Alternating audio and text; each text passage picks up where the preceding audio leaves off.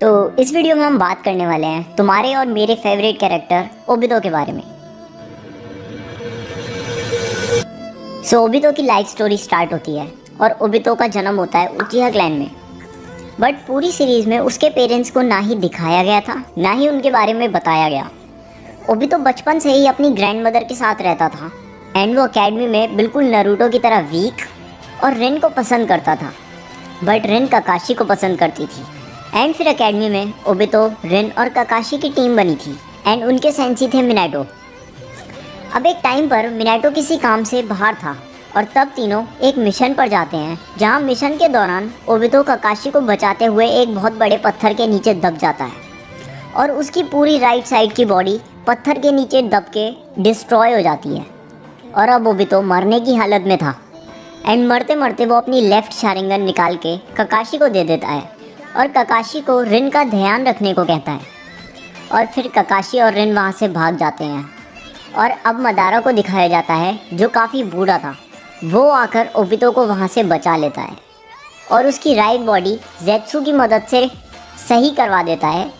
और अब मदारा उसे थोड़ा ट्रेन करता है और अब ओबितो बाहर चला जाता है काकाशी और रिन से मिलने। बट वहाँ पहुंचकर वो ये देखता है और फिर यहाँ काकाशी बेहोश हो जाता है और ओबितो गुस्से से पागल हो जाता है और अपना मांगे की शारिंगन अनलॉक कर लेता है और वहाँ पर जो भी था उन सबको मार देता है, सिर्फ काकाशी को छोड़कर।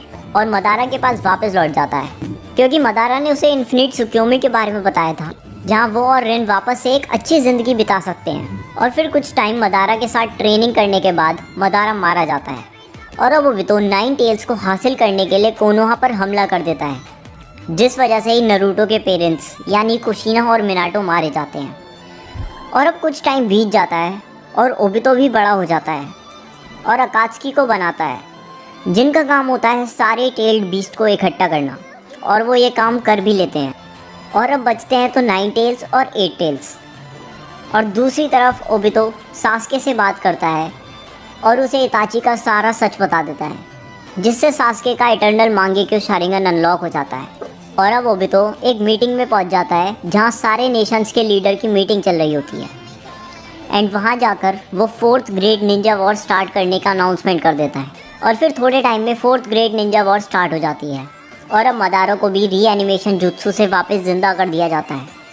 और अब दोनों मदारा और ओबितो मिलकर पूरे वॉर में तबाही मचाने लगते हैं और तभी मदारा ओबितो को 10 टेल्स का जिनचूरी बना देता है, जिससे ओबितो की पावर हद से ज़्यादा बढ़ जाती है और वो सबको डिस्ट्रॉय करने लग जाता है। बट किसी तरह से अब ओबितो को हरा देते हैं और अब काकाशी ओबितो को जान से मारने ही वाला होता है, तभी वहाँ पर मिनाटो आकर उसे बचा लेता है। और अब ओबितो को नारुतो में अपना बचपन नज़र आता है और उसे एहसास होता है कि उससे गलतियाँ हुई हैं और वो फाइनली होश में आकर नारुतो का साथ देने के लिए तैयार हो जाता है। और दूसरी तरफ मदारा से कागुया निकल चुकी होती है और काफ़ी फाइट के बाद ओबितो नारुतो को बचाने के लिए कागुया के अटैक के आगे खुद कूद जाता है और यहाँ फाइनली ओबितो मारा जाता है। पर मरने के बाद भी ओबितो काकाशी को एक लास्ट बार डबल मांगेक्यू शारिंगन से सुसानो यूज़ करने की पावर देता है और उसके बाद फाइनली रिन के साथ हेवन चला जाता है। तो यही थी ओबितो की लाइफ की स्टोरी। वीडियो अच्छी लगी हो तो प्लीज़ लाइक और चैनल को सब्सक्राइब ज़रूर कर देना। Thank you for watching.